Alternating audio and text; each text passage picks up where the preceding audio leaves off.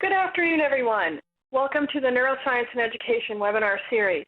Today's topic is neuroscience in the classroom, and we are recording this so that you can access it via our website in about a week. The other things to know is that you are placed on mute as you enter the room if you call in. You can also listen through the audio broadcast. If you have a question during the session, you may use the Q&A area or the chat area over to the right of your screen. I'll be fielding those questions, and we will either respond to them depending on where we are in the program and how it fits, or at the end we'll respond to some of them. So I'm going to start this program by sharing my screen, and then we will get started with our presenters.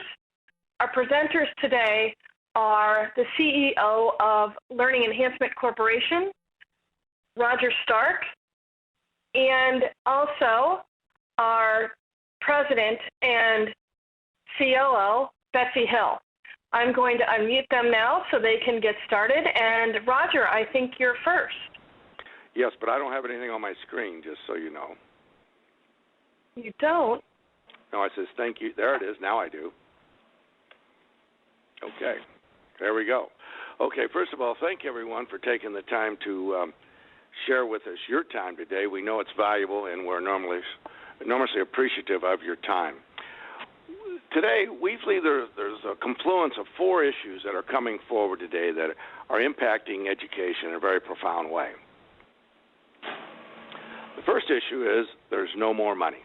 I think all state governments and the federal government have been listening for years for every issue and every challenge and every problem that comes up in education, and they continuously go and ask for more money. And if we have more money, we'll fix the problem. I think that party is over. There's absolutely no more money. So the value of these confluences coming together, the first school district to ever mandate a comprehensive digital neuroscience-based program was able to cut their special education budget by 50%. Now that is a real savings that allows you to apply dollars to other parts of your day-to-day financial challenges within your education system. The second influence we think is coming together is the concept of accountability. I don't know what accountability means to everyone, but to me, when you look at the first school district in the world to mandate a comprehensive digital neuroscience-based program, they were able to go from a non-recognized academically performing school district to the 7th highest academic performing school district in the state. To me, that speaks to real accountability.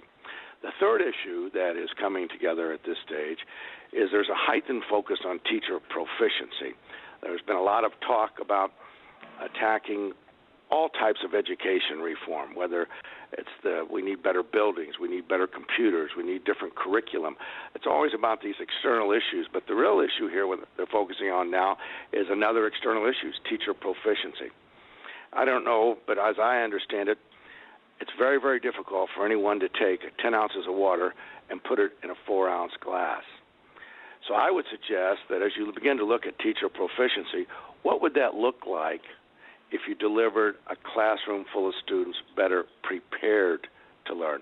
And that's what we're going to want to talk about today, is the preparation for learning. How do we actually build learning capacity and now put our teachers in the greatest opportunity to have success with their children, because so often it is about the student. The fourth issue we believe that's coming together in this dynamic is the area of Common Core. There's a lot of talk about Common Core and how that's going to affect how school districts today are going to be able to look at their students, what that data is going to look like on performance. But when we look at what we're doing in the field of neuroscience and cognitive development, when you talk about what they're really trying to do, they're trying to build students who have the ability to think and to reason and to problem solve. We have no idea today what types of careers our young people are going to be given the opportunity to participate in the future. But we do know one thing: if we can develop their ability to think and to reason and to problem solve, that's going to serve them in good stead regardless of what the future might hold for them. The next thing we'd like to talk about, the economic impact of dealing with neuroscience in the classroom today.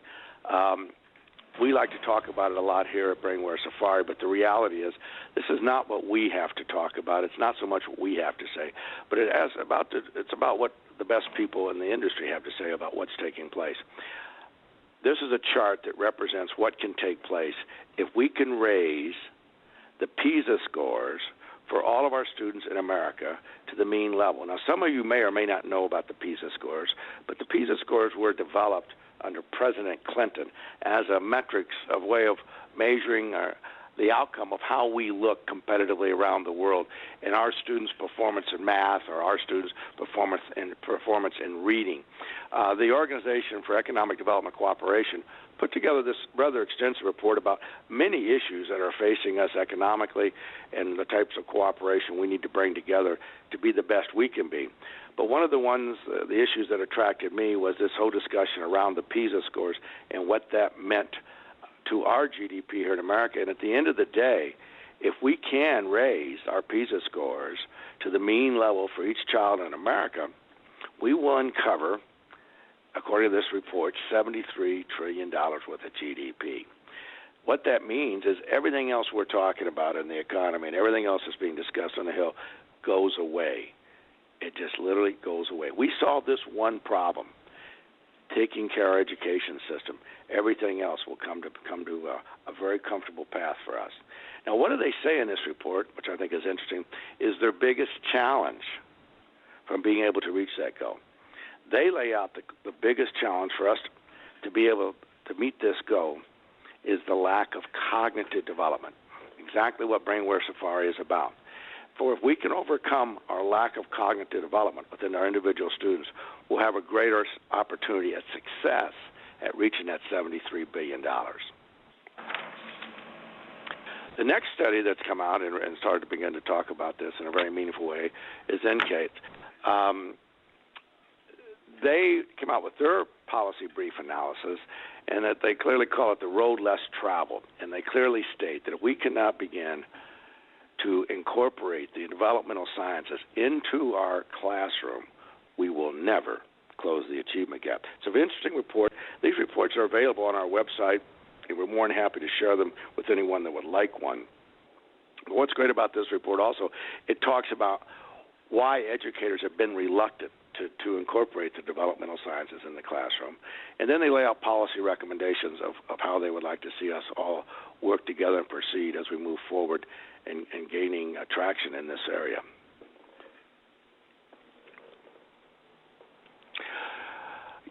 As I said earlier, all of the issues today around what I've been saying in the past around when we talk about education reform, it's all about the external issues. It's about the school buildings. It's about the computers. It's about the class size. It's about the teacher.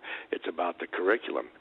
And when I look at the 21st Century Skills Initiative, many of the people and colleagues that I know, they say it's just a different pig with a different color lipstick, because they talk a lot about building thinking skills and reasoning skills and problem-solving skills, but they don't talk about how you're going to be able to do that with so many of our students just not coming to school prepared at the same level of efficiency for good teaching and good learning.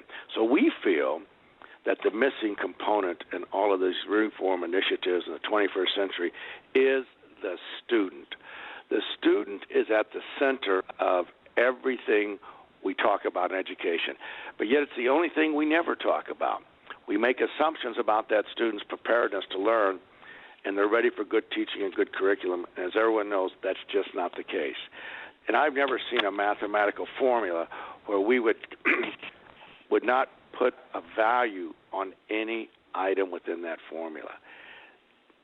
It's the student, and we need to start thinking about the student and what is their capacity, because we believe the missing piece of the puzzle is the lack of many of our students' capacity to learn.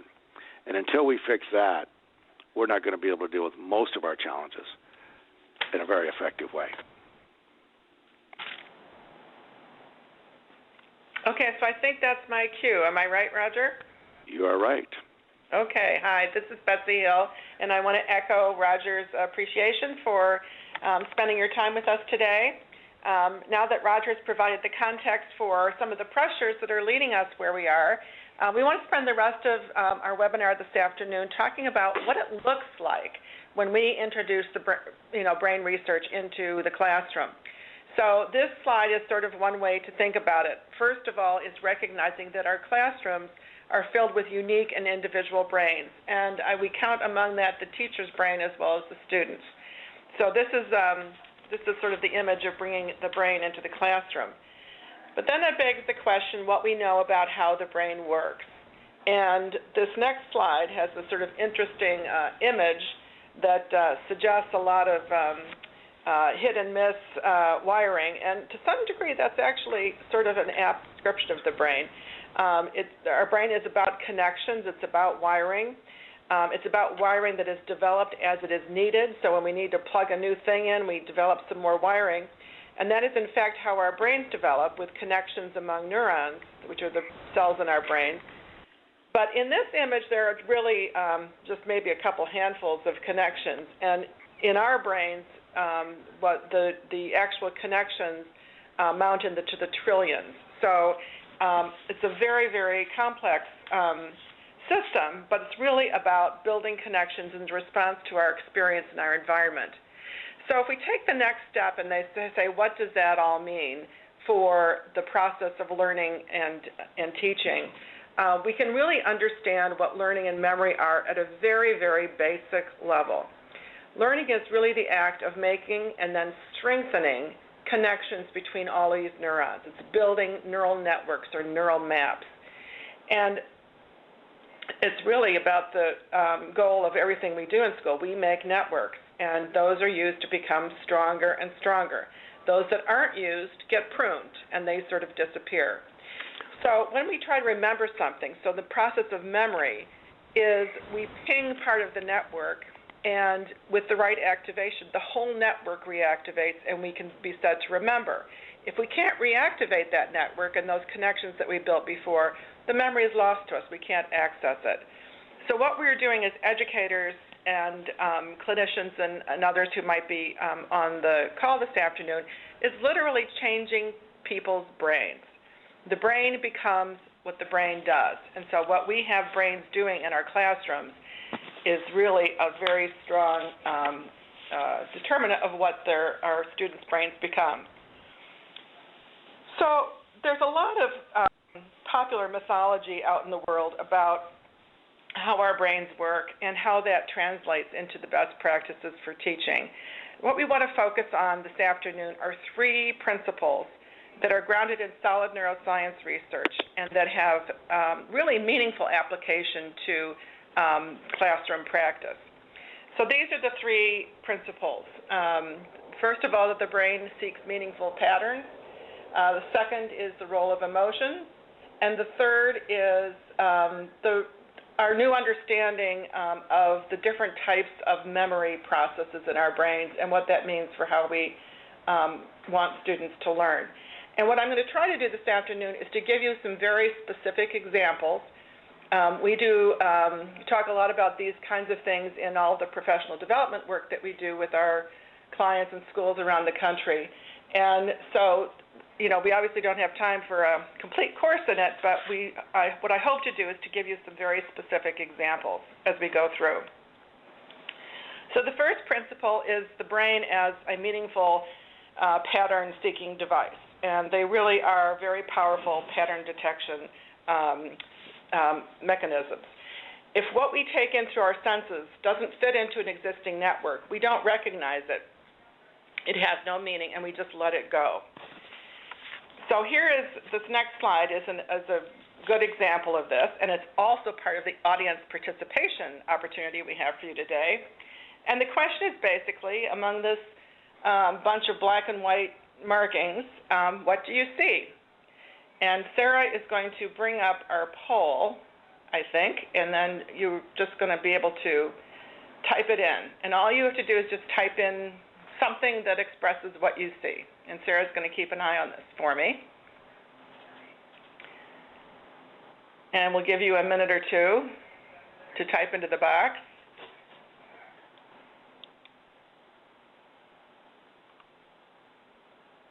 You getting some answers, Sarah? We are. Okay, good. There's quite a few still in process. The timer for the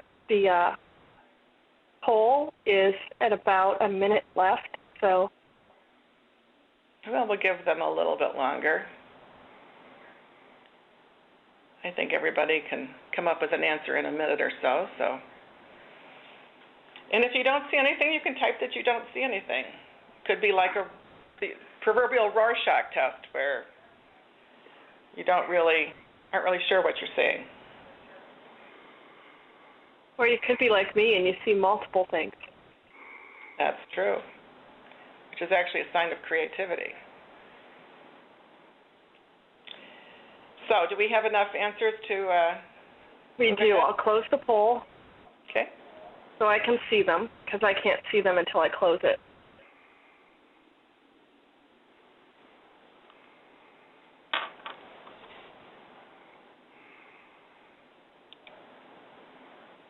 Six seconds left for it to give me the responses. Now, I don't always get to see what you guys get to see, so I am going to post the individual responses. Let's see. Hopefully you're seeing it too. It looks like most people saw a dog, Dalmatian. We have an alligator or swamp, Dalmatians. Waves crashing on a beach, person sleeping on the ground. Most people saw a Dalmatian. So if we go to the next slide, there's a little shading. Are you seeing the slide still? I am. Now I'm seeing the correct slide, the one with the shading of the Dalmatian dog that lets us pick it out from its background. And so there are a number of things that people say, but a lot of people sometimes see the dog, and some people don't see that at all. It's about what our brains recognize as patterns. And if we go to the next slide, then we will talk about the fact that if the way that this applies in a classroom setting is that if I have a group of students who have no experience of a dog, are they going to see a dog in that picture? Of course not. And so it's really about understanding that our students often come to the classroom without the kinds of experiences that we know will help them provide a basis for more learning. And if we want to really make things meaningful, we have to understand that they have neural networks that are already built to the degree that they're built, and that we have really basically two options to help them create meaning. Roger, do you want to mute your phone maybe? Oh, I'm sorry. I thought it was muted. Yeah. So they're basically the two options for making meaning are to finding an experience that they've already had and to hook into it and to help them build from their existing neural networks. And the other way is to create an experience with them. So let's take a look at a couple of examples of how those would work in a classroom setting. One really great way to help students hook into existing information and help them build their models of how the world looks are mind maps. And the important thing about a mind map is that this is an activity that has to be done by the student. It is them really creating a visual representation of the mental relationships and connections that they have in their minds. And the process of doing this helps them reflect and reinforce the connections that their brains have made, strengthening those connections so that they can actually be retrieved at a later time. This is an example for a fairly young student, but I think many educators use these. And there are lots of other kinds of visuals that can be used, classifying things into categories, a chart that shows various, for example, animals and their attributes. So there are lots of ways of doing this. And there's really no right or wrong way as long as the information, the relationships reflect what you're trying to teach them. It's really about helping students build a visual representation of what they are going to hold on to in their minds. But if they don't have existing information that we want to hook into, then sometimes we just simply have to create an experience with them. And what I have next is an example of an exercise that would allow us to do this with our students. And the one that I came up with is the concept of ratios. And when our students encounter this concept for the first time, they may or may not have had any experience with them. But a very common experience is reconstituting a can of frozen concentrate. And if you follow the directions on the can, you will add 3 cups of water to or 3 cans of water to 1 can of concentrate to generate a very good tasting beverage that you can drink in the morning, and your students will enjoy having it as well.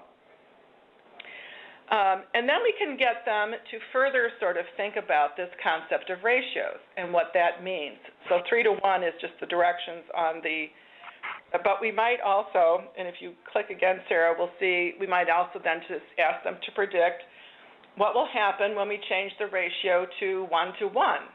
If we only used 1 can of water to 1 can of orange juice, and we can ask our students to predict, we might even try it and let them taste it and experience that. And then we could say, well, what if we change the ratio to 5 to 1? We have 5 cans of water instead of 3.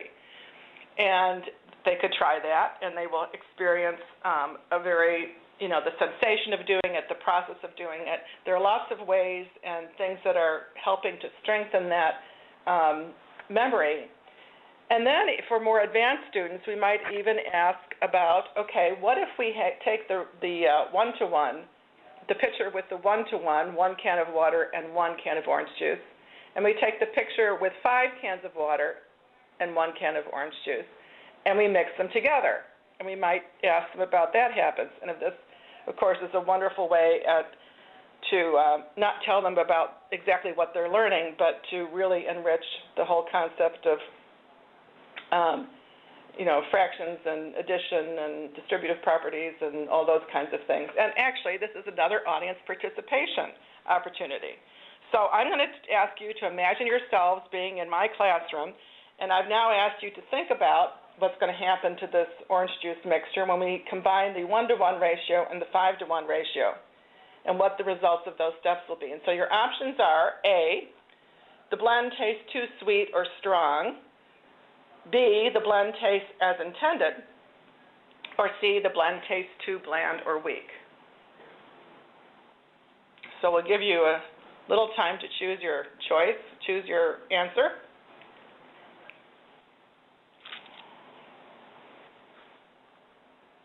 We've got about 40% answering by now. We're moving up here. Almost everybody's getting their answer in. Don't worry, you won't be judged by your answer. Right, we don't see individual responses, so please feel free to take a stab at it. And of course, if we have science teachers out there, they better get it right. And the science teacher got it right. I would certainly think so. The other thing that I can comment on while we're doing this is this act of participation, of having to think about something, respond, take the action, is a lot more effective in terms of learning and remembering. And hopefully, when you go back and try to apply this in your classroom situations, the process of actually having participated and responded is actually going to help increase the strength of that memory and make it easier for you to do that. The hardest thing is always knowing how long to wait. Yeah. Okay. Yeah. I'm going to close this poll, but almost everybody answered the correct answer, which is B. Which is very... The blend tastes as intended. Right. Because what we do at the end of the day, of course, is we have 1 plus 5 is 6 cans of water, and 1 plus 1 is 2 cans of orange juice, and 6 to 2 is the same ratio as 3 to 1. For anybody who didn't quite follow that along, and I know I've got a couple people in my world who think numbers are not, and math are not their favorite thing, so great job. So one of the things that this starts to beg the question, though, is how we get students to be better at recognizing these patterns. And we all probably recognize that students come in with various different degrees. We could probably move to the next slide, too, Sarah, when you have a chance. but they're all not great at recognizing patterns, and this is actually a skill that can be developed, and there are tons and tons of resources. There are books, there are online resources that are all kinds of puzzles and patterns and things like that that are really fun to help students help strengthen the ability to see patterns. This is an example that I'm showing you here that would work with very, very young students who can probably pretty quickly pick up that if you have a blue dot and a red dot and a blue dot and a red dot and a blue dot and a red dot, that the next dot is likely to be blue if we're going to keep the same pattern, that they're just alternating the color of the dots. The next one's a little more complicated, and they might want to think through it and experiment with this. And, of course, doing this with manipulatives, no, we can go back. Oh. Would be a great way to do this as well. So you could do it paper and pencil. You can also do it with, coins or objects of any kind. And I'm sure that if you all thought about this, it probably wouldn't take you very long to pick up the patterns that are being represented here. But here's the next one, and we can go to the next slide, is an example of a pattern that I expect will challenge each of you on the call today. And so here's our next audience participation opportunity. And what you see here is a series of steps progressions at the top. And there is a rule, there's a pattern that is being followed by the objects in this image. And the correct answer for what fits in, where that question mark is one of the bottom. And so your choices are going to be number 1, number 2, number 3, or number 4. And we'll actually give you a little bit of time to think through this. Does the poll cover the slide? I'm still seeing the orange juice poll. So. Okay. So I can go ahead. They can see the slide and the poll at the same time. Yeah. Okay. I think it should be. Yeah. On mine at least, the poll is off to the right. So. Okay. Which picture completes the series? The answer is A, which is 1, B, which is 2. That's really confusing. C, which is 3. It's too bad we couldn't just number them. And this, by the way, is from a book called Build Your Business Brain. It was created by Dr. Donnelly Marcus, who is a wonderful resource. And when you're looking for challenging kinds of patterns for older, secondary on up, these are really great things and sometimes become very complex and challenging to consider. So, we had any brave souls venture an answer yet, Sarah? We do. We have 54% getting the correct answer at the moment. This is a very smart crowd. It is a very smart crowd. There's a trick answer that could be soften a couple of you. One of the interesting things here is that after your students come up with an answer, asking them to articulate and explain why it's the correct answer. And you can also sometimes in this kind of a pattern say, well, you didn't get the best answer, you better get the second best answer.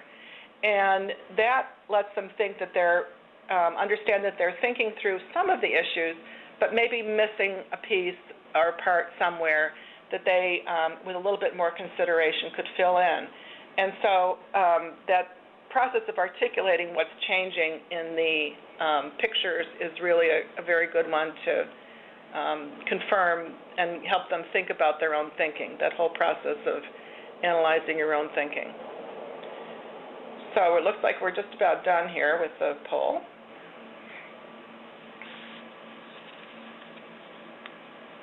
I don't get to see it the way you guys do. Oh, well, you're not special enough, I guess. All right, so number 1 is the right answer, and number 3 is actually the second best answer. So, again, as I said before, this is probably a pretty analytical and a pretty pattern observant. But these are great ways to help develop the ability to see patterns. So we're going to move on now.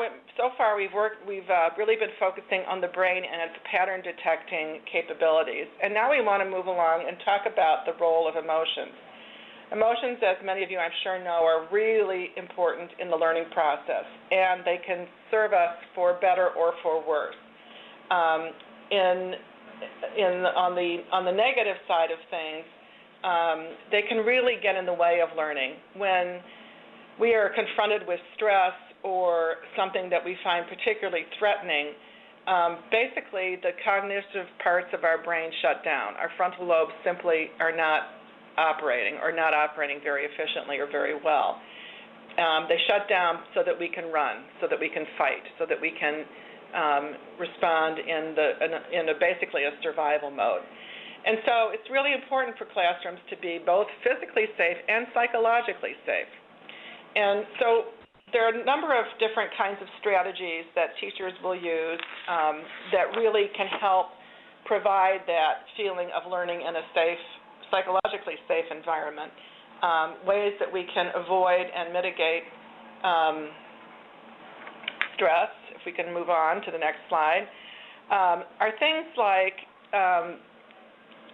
doing an exercise that we call think, pair, share. I think this is used a lot. We use this a lot in our training, for example, where you have students think about their answer, think about their how they think about something, or reflect on what they've learned and get that down on a piece of paper or in a picture or whatever, and then have them share it between 2 or 3 students, and then share it as a group.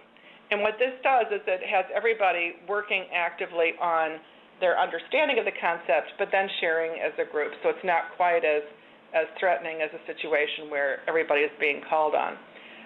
Some classes use clickers, where you get feedback on what the students are learning. One of the things I could also say about the think, pair, share opportunity is that it gives the teacher an opportunity to walk around and listen to what they're sharing, and to make sure that the correct concepts, the correct ideas and information are getting across. So it's great feedback for the teacher, as well as a way for the students to really strengthen their understanding of a topic. The last strategy I want to mention is something that there's been some very recent research on that's pretty compelling. And there's a lot about it in a wonderful book called Choke by Cyan Belloc, who is at the University of Chicago. And the findings here are really that if students have an opportunity to write about their feelings prior to a test, it has a very positive impact on their performance on that test. This is particularly helpful for high-stakes tests, for state tests, for end-of-year kinds of things. And the mechanism that is involved here is that when again, as I said, when we're feeling very stressed or very threatened, our cognition can sort of shut down. It really narrows the ability of our working memory to problem solve and to think. And if our working memory is all engaged with the, oh, I don't know if I'm going to do well, oh, this is so hard, oh, I hope I remember everything, oh my God, if I don't do this, I won't get into college. If all of that is taking up our working memory capacity, it's not freed up to do the real work of reflecting what we really know on a test. And so what they found is that, in fact, by doing this, it gets all of that, those feelings and that self-talk, if you will, out of your working memory, and allows students to perform much better on tests. So that's something that I think is really has a lot of benefit potentially for our students. Now, the flip side of emotions, of course, is that positive emotions can be very effective in helping us create stronger learning. They add vividness to memories. Adrenaline is not just a stress response, and in fact, a little bit of adrenaline is good. I love to have my students on the edge of their seats, anxious to hear what's going to happen next, or anxious to find out what they're going to be able to do with it. And that is very positive for emotion creation. You actually get stronger memories. The strength of those neural connections that are made are stronger. And there are a number of things that teachers and strategies that teachers can employ to do this. One thing that I know teachers have used with success, this was a suggestion made to me by Peter Klein, who wrote a wonderful book called Why America's Children Can't Think, and he is really a brilliant mind in education. And he came up with this, and he did this with his students, where he called it something good and new. And the day would start with each student talking about something that had happened to them in the last day that was both good and new. Now, students aren't always entirely comfortable with this at the beginning, and some of them say, I can't think of anything good, because some of them, may not have such pleasant lives in many respects. Sometimes you may get things like, well, my cat didn't die, or, I didn't break my my glass didn't drop my tray in the cafeteria. But eventually, people generally find that this becomes much more positive, and when people are thinking about positive thoughts and have something that is something that they enjoy and that they've had a good experience with, that actually sets them up for stronger learning. Sometimes you'll find yourself, though, in the midst of a situation where it's the vibe within the classroom or the environment is not necessarily as positive, and you can sort of break the ice. There's a story about a teacher who had a little boy in her classroom named Johnny or Chucky, or let's say it's Chucky, and Chucky is just one of those kids that can push your buttons. And you come into the classroom and if you're having a bad day, you just know Chucky's going to push your buttons and get you. And of course, she came in, she'd had a bad morning, and Chucky pushed her buttons, and she just, was,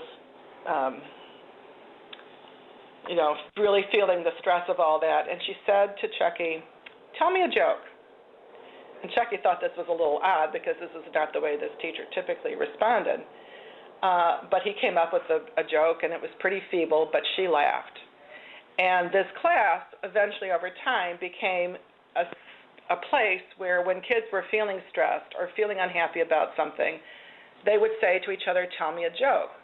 And they would tell a joke, and everybody would start laughing, and it broke the tension, and it let everybody really get down to the work that was at hand. Other kinds of things to foster positive emotions, of course, trust and having relationships, making it real, making it as real life as possible, making it very involving, and then making yourself real. Our students want to know.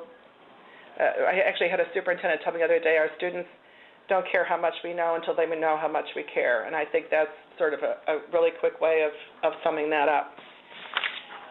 So the final topic we want to spend a little time on this afternoon, our final principle. So we've talked about the brain as a pattern detection device. We've talked about the role of emotions. And now we want to talk about another finding in neuroscience that really has very strong implications for our practices. And that is that there are actually lots of different memory processes in our brains. But when we think about long-term memory, which is really, as educators, a lot of what we're trying to build. We're trying to create competent, knowledgeable, efficient, self-confident, able individuals. It's about what they can do and what they can remember, how much information they have, and what they can do with it.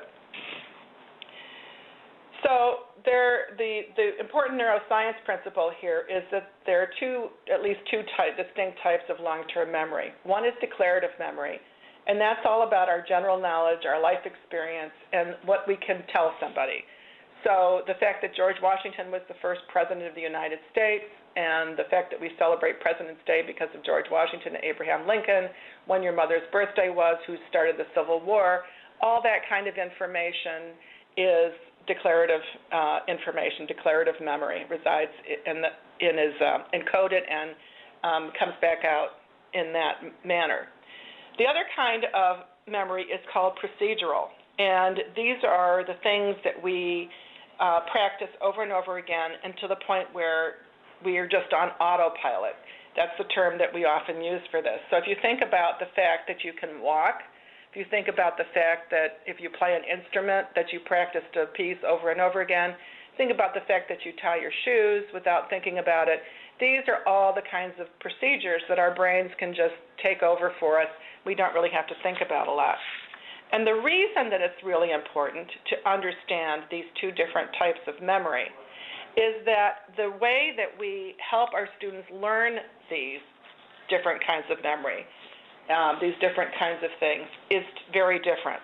And so there are different types of rehearsal strategies that we need to be using in order to, we can go to the next slide too. There, thanks. So when we were talking about knowledge, the declarative memory category, then we want to use elaborative rehearsal strategies. We want to get our kids involved with them. We want them thinking about them, manipulating them, doing things with them. We're building and hooking them more and more strongly into the neural networks of understanding and our view of the universe and the world that we build in our brains. Some wonderful ways to do this are reciprocal and peer teaching, metaphor and analogy, problem solving, visuals and graphics, so thinking back to the hands-on activities and to the mind maps and things like that. That's really what we were talking about earlier in terms of helping brains follow patterns and encode things. The other kind of memory, procedural memory, really requires rote rehearsal and lots of repetition. And so I want to go ahead and give a few examples. What you're going to see on the next slide, these are some of my favorite pictures of kids doing reciprocal teaching. This is sort of a middle school age, maybe 5th or 6th grade, I think, what's happening here is when students explain what they've learned to each other, it helps those neural networks grow stronger and be reinforced. The effortful retrieval of information that's required is something that activates that network, and the more we activate those networks and connect it and build stronger, it creates stronger connections. So it can work at any age, as you'll see on the next slide,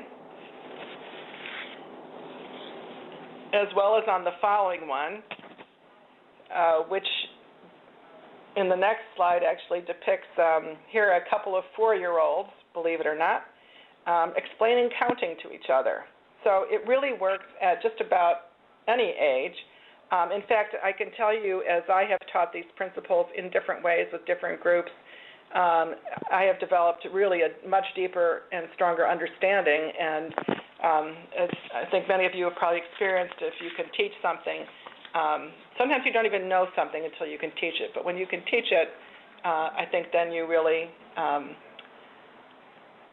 can be said to have learned it very effectively.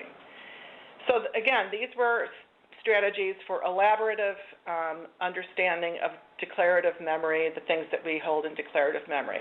Now, procedural memory is another situation. And we don't always spend a lot of time as educators thinking about the differences and about procedural learning. Or when we do, we tend to focus on things like multiplication tables. But there are a whole series of mental processes that have to be working efficiently and effectively at an automatic level for students to be successful academically. So here are some examples. When our brains take in information, for example, we receive information from the outside world through our senses. We have to be able to sustain our attention. We have to be able to divide our attention or to be flexible, to shift effectively and efficiently from one activity to another. How much our ability to take in information accurately, discrimination and visual span, are key parts of getting it into our brains. The next thing that has to happen is that we have to give it some meaning. We have to create relationships. So understanding where things are visually, spatial, directionality, distance, where things are in physical space and mental space and in time related to each other, keeping things in sequences, all these kinds of things need to be automatic, or we're going to have a lot of trouble. They can definitely cause glitches in some of the learning that's happening. All of these, of course, we've talked about a couple of kinds of memory, but there are a whole series of memory from the very, very short-term sensory memory processes up through working memory and then the long-term memory processes that we've just been talking about. So the ability to hold information in our minds and manipulate it. And then ultimately, all of our thinking becomes very conscious, where we have to actually manipulate it. And one of the things that may not have been immediately obvious about this, but this image, this sort of way of looking at the processes that have to be happening in our brains for effective learning really is a mirror or a reflection of what is being asked of our students in the Common Core standards. And if you think about the levels of cognitive processing that are envisioned in them or in any kind of hierarchy like Bloom's taxonomy and things like that, we have getting our information accurately and effectively into our minds and being able to retrieve it. We have to know. And then we have to start to give it meaning. We have to start to create relationships and connections and, understand the relationships among things and manipulate information to visualize a situation, which is all about comprehending. And then when we get to a higher level of thinking in the Common Core standards or whatever taxonomy we're using, we start to analyze. These are where our thinking process become more overt, more explicit, more ordered, and where we apply standards of rationality and logic. And the ultimate goal of the Common Core standards, of course, is to help students apply their learning.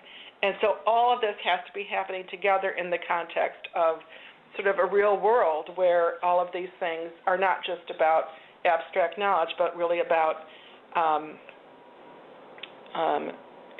their utility and their role in our lives. One thing may strike you, it certainly strikes me as I think about these issues, is that our assumption for the most part as educators has in the past been that students simply have these skills or they don't have these skills. We do try to teach comprehension, analysis, and application, I guess, but at the lower levels of technician, these are not skills that are generally taught explicitly, or they're not taught in a classroom.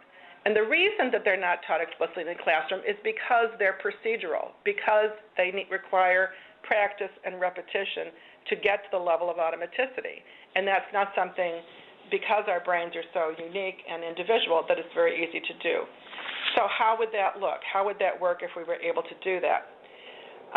And it turns out there are very effective ways to help students develop these underlying cognitive skills.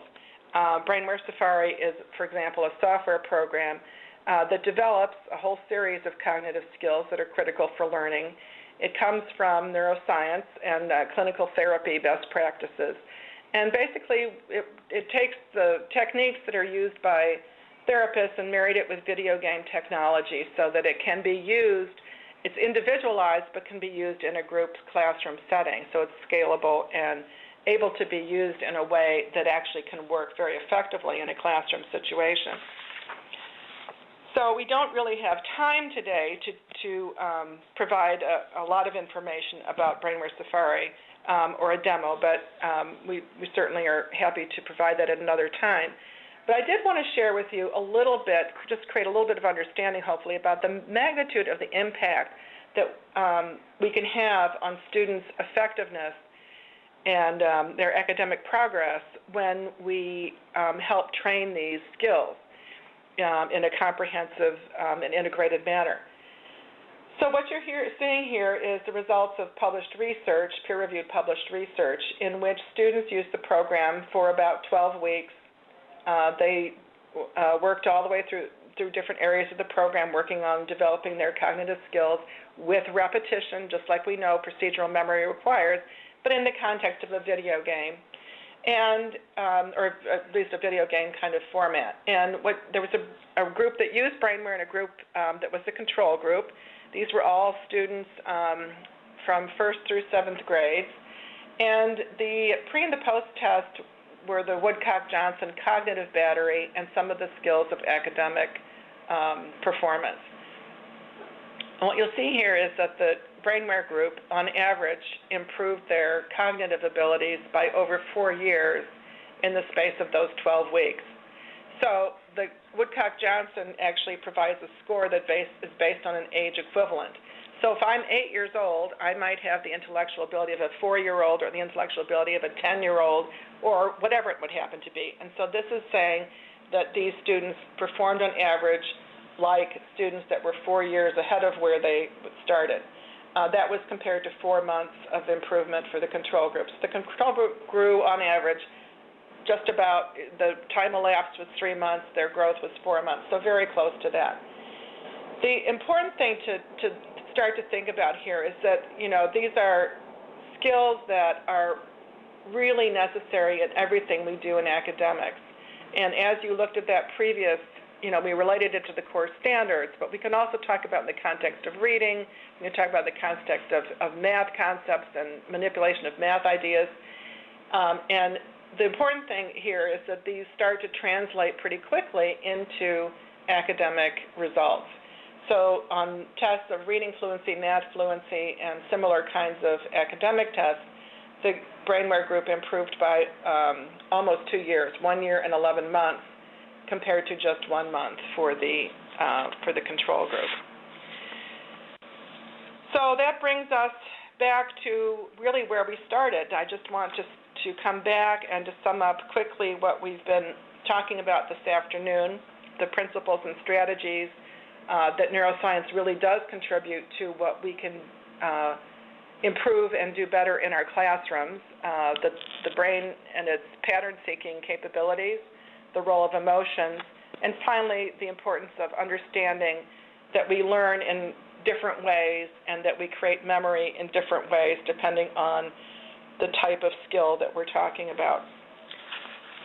So if Roger is still there, and we can unmute him, he might want to little sum up and bring us back to our image of what we're expecting in our students as they move through this century. I don't have him muted on my side. Okay, I am here. Well, the thing that I just want to emphasize, I think, the greatest is when you start talking about neuroscience in the classroom, and you need to be very, very, very skeptical. You need to challenge everybody's statements. You need to challenge what they're talking about. You want to look at peer-reviewed research. You not only want to look at peer-reviewed research, you want to look at the source of that peer-reviewed research. What publications is it in? And just be very, very skeptical. There's a lot of stuff that's coming down the pike right now, and you need to be prudent. And that would be my biggest advice today. So that we really are just delighted to have shared our thoughts with you today and hope that you found them useful. I think we have time for a few questions, if there are any.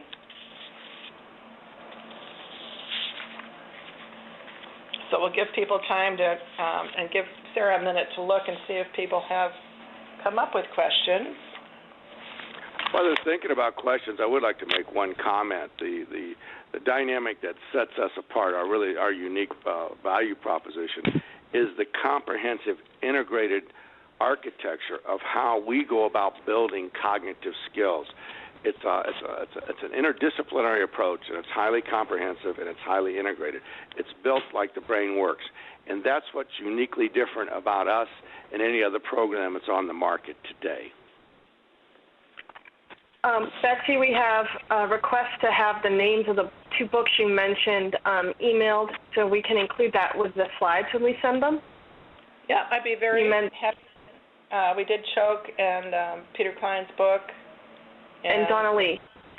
And Donna Lee. So we will provide you with the citations on that, and that will come with the email that you receive with the copy of the PowerPoint slides, which I think you already mentioned, Sarah, that we would be happy to provide. And this has been recorded, so there will be a recording, so you can, if you have colleagues that weren't able to attend, you can get them to watch it if you want. It will be up in about a week. You'll get an email, different email from the one with the slides when it's posted. We won't wait a week to send you the slides.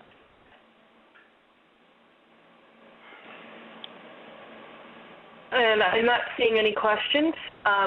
There have been good comments. There was someone who commented that the Think, Pair, Share is also a good way to have students who are slow processors prepare what they want to say.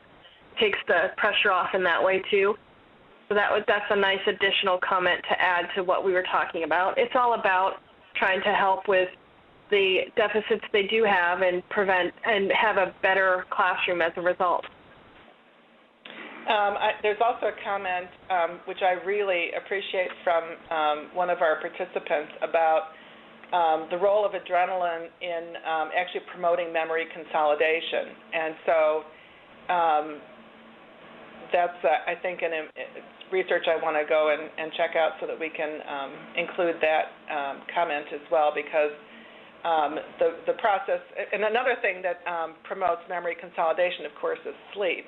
That's basically when our memory consolidates. And so it's always interesting to me to think of those students who stay up trying to cram for a test, are not sleeping, and therefore not really consolidating those memories, and then racing to your classroom and say, wait, don't talk to me, let me take the test first. And of course, then they've spilled everything they can, remember, because it's all being held in short-term and working memory pretty much, and they haven't really connected it to anything in their neural networks and their view of how the world is all connected. And it shouldn't be very surprising then that they don't remember it the next time, a few weeks later when they're asked about it. We have somebody that has asked for names of researchers or authors, and those aren't necessarily the same, that are most known in the area of neuroscience and classroom instruction. Okay, there's some wonderful people. The first one I would, of course, mention is Dr. Patricia Wolf, who wrote a wonderful book called Brain Matters, that is just really the sort of classic connection of good neuroscience and classroom practice. Another one is Dr. Judy Willis. She has a number of books. She is an MD, as well as having been a classroom teacher, and she's also very accessible in the way that she presents the material. I think another one that has a lot of really good practical suggestions for classroom practice based on neuroscience is Dr. David Souza. And Sarah, what we can do is just include those books in, and we'll have a little bibliography, I guess, when we send it out. Another person that I think has really got a lot of interesting things is Dr. Douglas Gentile, Gentile, and we'll include his information as well, particularly about the role of technology and media on the brain. So we'll include those as well. And that, I think, approaches the end of our hour together.